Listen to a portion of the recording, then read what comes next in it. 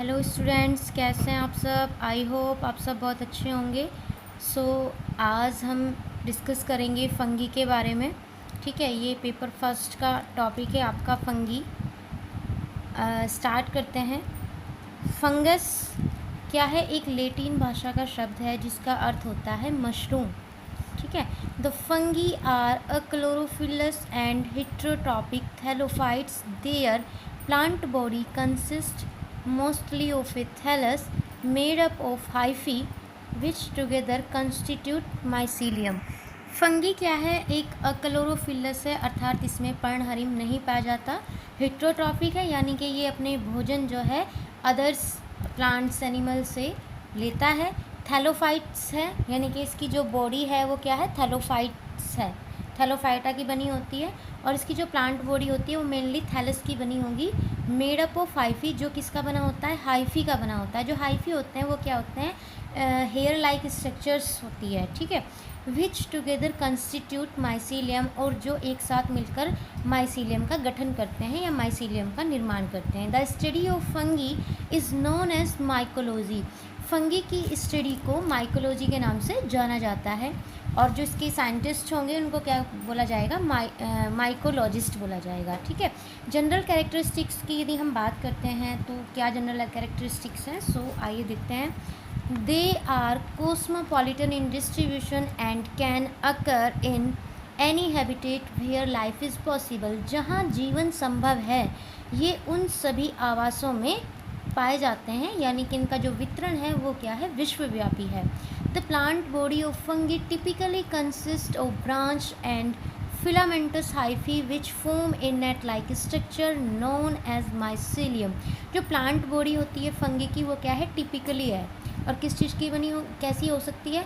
Branched हो सकती है, फिलामेंटस हो सकती है, एंड जो हाइफी हैं वो एक साथ मिलकर नेट लाइक स्ट्रक्चर्स का फॉर्मेशन करते हैं और जिसे हम माइसीलियम कहते हैं। The hyphae are aseptate and coenocytic और सेप्टेट एंड यूनी बाई और मल्टी न्यूक्लिएट। यानी कि जो हाइफी होते हैं वो सेप्टेट और एसेप्टेट दोनों हो सकते हैं। जो माइसीलियम के बीच में क्या हो पाया जाता है? सेप्टा पाया जाता है। अगर सेप्टा प्रेजेंट है तो सेप्टेट होगा, अगर एब्सेंट है तो एसेप्टेट होगा। और सिनोसिटिक यानी कि जिसमें इंडिविजुअल जो कॉलोनी बनाते हैं, कॉलोनी का फॉर्मेशन करते हैं, उसमें जो अरेंजमेंट होता है, उसमें जो इंडिविजुअल का अरेंजमेंट होता है वो क्या होता है? फिक्स होता है। उनकी जो संख्या होती है वो निश्चित होती है, तो ऐसी कॉलोनी को हम सिनोसिटिक बोलते हैं। तो ये जो फंगी है इनकी कॉलोनी भी सिनोसिटिक हो सकती है। और यदि हम बात करते हैं यूनिन्यूक्लिएट, बाई और मल्टी न्यूक्लिएट, यानी कि जो न्यूक्लियस पाया जाएगा वो सिंगल न्यूक्लियस भी होगा। अगर सिंगल न्यूक्लियस है तो यूनिन्यूक्लिएट कहलाएगा, और यदि दो न्यूक्लियस हैं तो बाय, और यदि बहुत सारे हैं यानी कि मोर देन 2 है तो उसको क्या बोलेंगे? मल्टी न्यूक्लिएट बोलेंगे। The hyphae contain colourless and vacuolated cytoplasm. जो हाइफी होता है वो उसमें क्या होती है? एक कलरलेस वैक्यूलेटेड भी पाई जाती है। किसमें? साइटोप्लाज्म में। ठीक है, वैक्यूलेटेड साइटोप्लाज्म इसमें कलरलेस पाया जाता है। Fungi are entirely devoid of chlorophyll, but carotenoids are normally present। Fungi के अंदर एक तरीके से कम्प्लीटली बोल लीजिए, एंटायरली मतलब संपूर्ण क्या होता है? क्लोरोफिल अब्सेंट होता है, क्लोरोफिल नहीं पाया जाता है, डिवॉइड होता है। ठीक है, बट इसके अंदर कैरोटिनॉइड्स नॉर्मली पाया जाता है। The hyphae structure is variously modified इन 2, यानी कि जो आपकी हाइफी स्ट्रक्चर्स है वो जो हायर स्पीसीज़ होती हैं, ठीक है, तो उनमें क्या होता है? मॉडिफाइड हाइफी पाया जाता है। जैसे आपका प्रोजेनकाइमा है, प्रोजेनकाइमा है, स्यूडोपेरेन्काइमा है, राइजोमोर्फ है, स्क्लेरोशियम है, हस्टोरिया है, एक्सेट्रा। ये सभी क्या है? मॉडिफाइड हाइफी हैं। ठीक है, एंड देन बात करते हैं दे आर हेट्रोट्रॉफिक। ये मैं आपको बता चुकी हूँ आपको कि जो फंगी होते हैं वो हेट्रोट्रॉफिक होते हैं। They are usually grouped into following 3। और इनके जो ग्रुप हैं हेट्रोट्रॉपिक इन नेचर में जो होते हैं इनके ये 3 ग्रुप्स में पाए जाते हैं। 3 कैटेगरीज़ हैं। वो कैटेगरीज़ कौन कौन सी हैं? जो कैटेगरीज़ हैं वो on the basis of their mode of nutrition, और इन कैटेगरी को उनके न्यूट्रिशन मोड के आधार पर अलग अलग कैटेगरी में रखा गया है, कैटेगराइज किया गया है, ठीक है। फर्स्ट है आपका पैरासाइट्स। फर्स्ट आपका क्या है, पैरासाइट्स है those fungi which obtain their nutrition from other living plant और animal are known as parasite, यानी कि वे फंगी जो अपना भोजन किसी दूसरे प्लांट से, एनिमल से लेते हैं, वो पैरासाइट्स कहलाते हैं या पैरासाइट्स के नाम से जाने जाते हैं, ठीक है। यानी कि जो फंगी किसी दूसरे एनिमल से, प्लांट से अपना भोजन लेंगे तो वो क्या कहलाएंगे, पैरासाइट कहलाएंगे। And then saprophytes, these fungi obtain their nutrition from the dead decaying organic matter, यानी कि ऐसे फंगी जो कहाँ से अपना भोजन ऑब्टेन करेंगे, जो डेड डिकेइंग ऑर्गेनिक मैटर होगा, ठीक है, मृत जो होगा, मृत जो डेड होगा, ठीक है, जो कार्बनिक पदार्थ, सड़े गले कार्बनिक पदार्थ होते हैं, उनसे ये अपना भोजन लेते हैं। तो ऐसे फंगी को हम क्या बोलेंगे, saprophytes. And then symbionts, some fungi grow on other living organism and both are mutually benefited, यानी कि जो फंगी, कुछ फंगी ऐसे होते हैं जो किसी लिविंग ऑर्गेनिज्म पे, अदर लिविंग ऑर्गेनिज्म के ऊपर ग्रो करेंगे, ठीक है, और वो दोनों के लिए क्या होगा, बेनिफिट होगा। जैसे कि लाइकेन्स है, लाइकेन्स क्या है, एक सिम्बायोन्ट्स का नॉर्मली एग्जाम्पल है।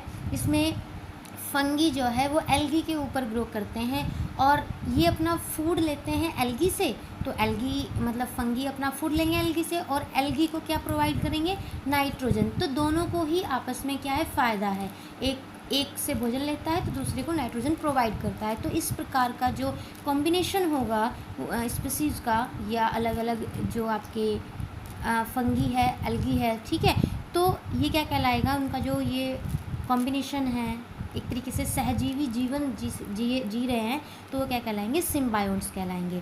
दे reproduce by vegetative, asexual and sexual means, यानी इसमें जो रिप्रोडक्शन होता है वो वेजिटेटिव भी हो सकता है, असेक्सुअल भी हो सकता है और सेक्सुअल भी, यानी कि 3 टाइप से ये रिप्रोड्यूस होते हैं। फर्स्ट है वेजिटेटिव रिप्रोडक्शन में take place by fragmentation and budding, जो वेजिटेटिव रिप्रोडक्शन होगा वो किसके द्वारा होगा, फ्रेगमेंटेशन के द्वारा होगा या बडिंग के द्वारा होगा।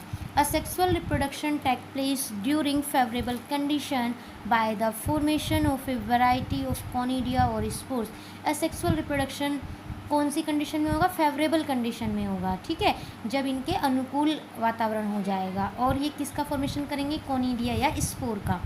The compatible nuclei are brought together by the following sexual process, यानी कि इनकी जो न्यूक्लियाई हैं उनमें जो है योग्यता होती है, सेक्सुअल प्रोसेस करते हैं वो, सेक्सुअली रिप्रोडक्शन होता है उनके अंदर, जिसमें आपका प्लेनोगैमेटिक कपलेशन है, गैमेटेंजियल कांटेक्ट है, गैमेटेंजियल कपलेशन, स्पर्मेटाइजेशन एंड सोमेटोगेमी, ठीक है। प्लेनोगैमेटिक कपलेशन में क्या होता है, दोनों मोटाइल गैमेट्स होते हैं, मेल एंड फीमेल दोनों ही मोटाइल होते हैं, एक दूसरे के कांटेक्ट में आते हैं, ठीक है, और न्यू इंडिविजुअल का फॉर्मेशन करते हैं। ऐसे गैमेटेंजियल कांटेक्ट में क्या होता है कि जो आपके गैमेट्स होंगे, इसमें जो गैमेट्स होंगे वो रिलीज़ नहीं होंगे, ठीक है, तो एक इसमें फर्टिलाइजेशन ट्यूब के द्वारा होगा। और गैमेटेंजियल कपलेशन के अंदर एंटायरली जो कंटेंट है, ठीक है, पूरे गैमेटेंजिया का, वो सभी पार्टिसिपेट करेगा।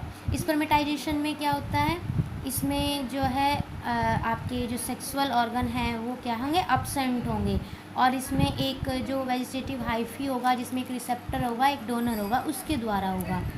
एंड सोमेटोगैमी में क्या होगा, इसमें आपका जो गैमेट्स होंगे उनका फ्यूजन्स होगा, ठीक है। इनको हम डिटेल में डिस्कस करेंगे जब हम फंगी के अंदर रिप्रोडक्शन पढ़ेंगे, ठीक है। ओके स्टूडेंट्स, इस वीडियो में इतना है।